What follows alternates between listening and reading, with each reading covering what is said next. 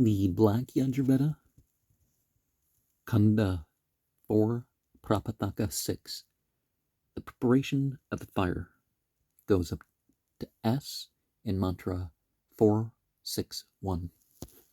The strength resting on the stone, the bell, on the wind, on Parjanya, on the breath of Varuna, brought together from the waters, from the plants, from the trees, that food and strength do ye, O Marutas, bounteously bestow upon us. In the stone is thy hunger, let thy pain reach Naman Naskio, whom we hate. With the wind of the ocean we envelop thee, O Agni. Be thou purifying and auspicious to us. With the call of winter we envelop thee, O Agni. Be thou purifying and auspicious to us. Down upon earth, upon the reed, upon the waters lower, do thou descend. Thou, O Agni, art the bile of the waters. O female frog, with these come hither. Do thou make this sacrifice of ours pure in hue and auspicious, pure with radiance wonderful. On earth he hath shone as with the light of dawn, who cometh to battle, moving with strength as on a Tasa's course, in the heat, unathirst, immortal. O Agni, the purifying with thy light. O God, with thy pleasing tongue, bring hither the gods and sacrifice. Do thou, O shining and purifying one, O Agni, bring hither the gods to our sacrifice and our oblation. This is the meeting of the waters, the abode of the ocean. May thy bolts afflict another than us.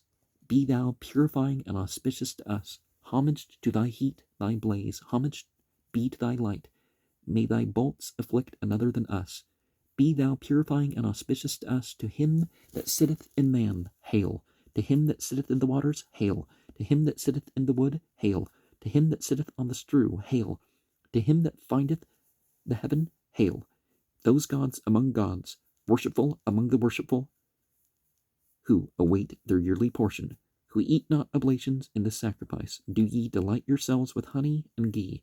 The gods who, above the gods, attained godhead, who lead the way to this holy power, without whom no place whatever is pure, neither on the heights of sky or earth are they. Giver of expiration art thou, of inspiration, of cross-breathing, giver of eyesight, giver of splendor, giver of wide room. May thy bolts afflict another than us. Be thou purifying and auspicious to us. May Agni with his piercing blaze cast down every foe. May Agni win for us wealth with his countenance, the kindly one will sacrifice to the gods for us, most skilled to win prosperity by sacrifice, guardian, undeceived, and protector of us.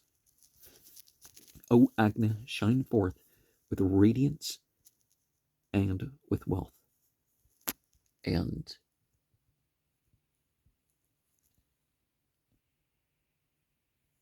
malignant, baneful magic is worked against those only who are the true enemies, and perhaps in a way that is not directed in something that would keep them from doing good or keep benefit from coming upon us. Those are nice limits to put upon that. Let us remember, when it comes to curses, not to be filled with this anxiety and stuff about, oh, is it going to happen? Is it going to happen this way? Or when is it going to happen? And that sort of stuff. And don't do it if there's going to be a reason to feel guilty about it. And, if it's not deserved for them, it can turn right about on you. And Islam, for example, teaches about the threefold curse in that respect. How it can come back on you. So, and by guilt, I also would mean shame, but mantra, they're different things, but mantra 462 goes up to R. He who sat down offering all these beings as Hotar, the seer, our father. He, seeking wealth with prayer, hath entered into the boon of the first of coverers, Since Vishvakarman is mighty in mind disposer, ordainer, and highest seer, their offerings rejoice in food, where, say they, is one beyond the seven riches. He who is our father, our begetter, the ordainer, who begot us from being unto being, who alone assigneth their names to the gods. Him other beings approach for knowledge, wealth they won by offering to him. The seers of old, like singers in abundance, they who fashioned these beings, illumined and unillumined, at the expanse of space. In this expanse of space, ye shall not find him who produced the world. Another thing shall betwixt you. Enveloped in mist, and with stammering, the singers of hymns move enjoying life.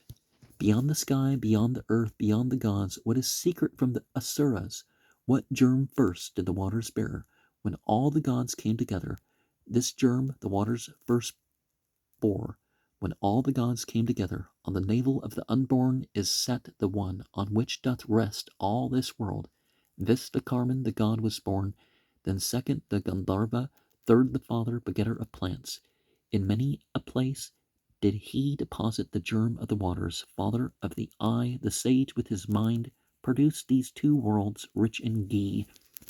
When the four ends were made firm, then did sky and earth extend, with eyes on every side, with a face on every side, with hands on every side, with feet on every side. The one God producing sky and earth wields them together with arms and wings. What was the basis, which and what his support? When producing earth, Vishvakarman, all-seeing, disclosed the sky with his might. What was the wood, and what the tree? Whence they formed the sky and earth? O ye wise ones, inquire with your minds on what he stood as he supported the worlds. Thy highest, lowest, midmost abodes here, O Vishvakarman, in the offering. Do thou teach thy comrades, O faithful one. Do thou thyself sacrifice to thyself rejoicing.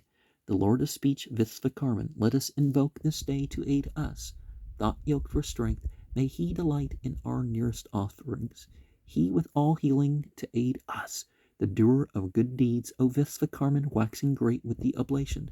Do thou thyself sacrifice to thyself rejoicing. May the others around our foes be confused.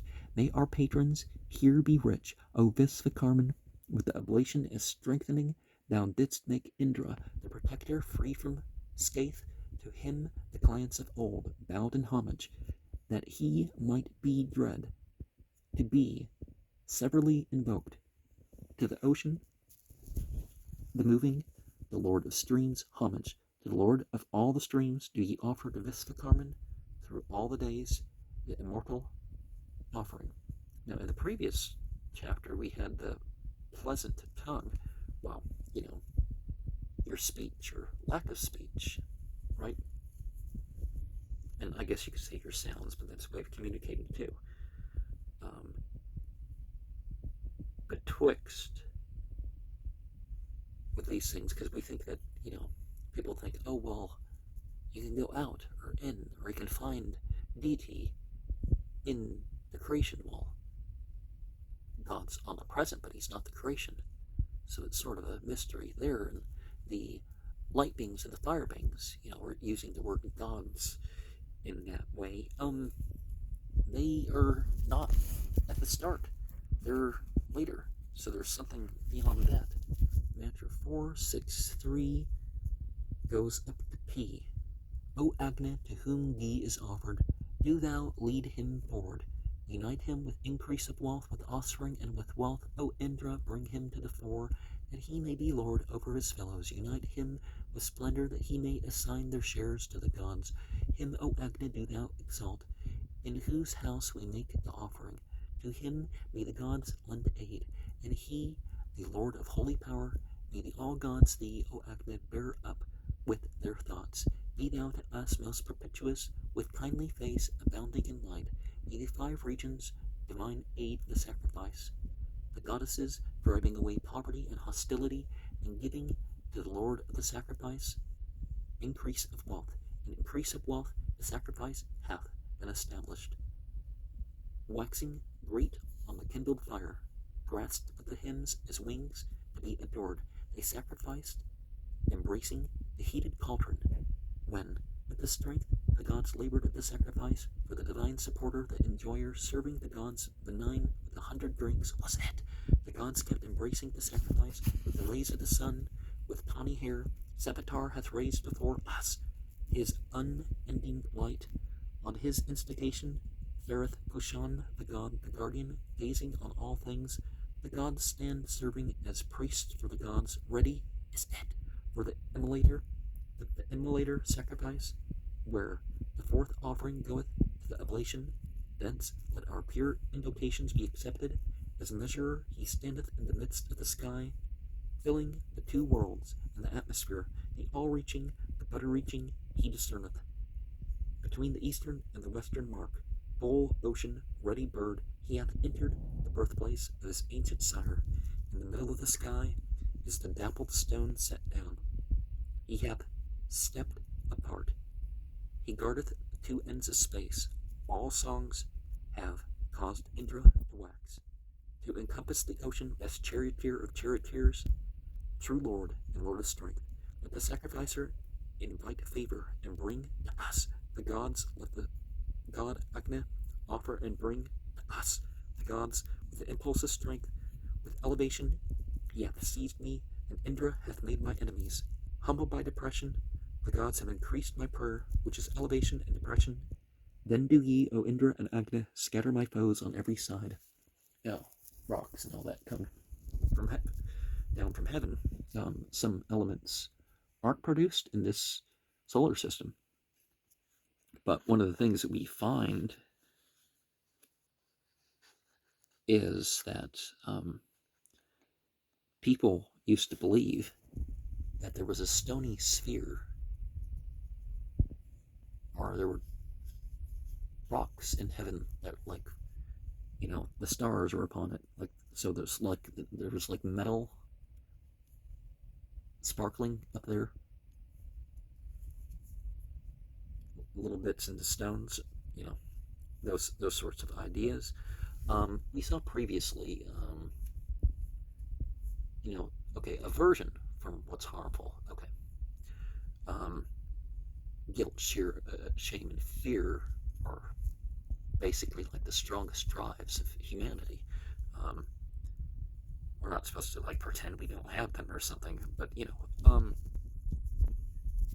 but when we're using the feminine way of speaking about things, okay, then we're not just averting, we are dealing with perhaps emotionally.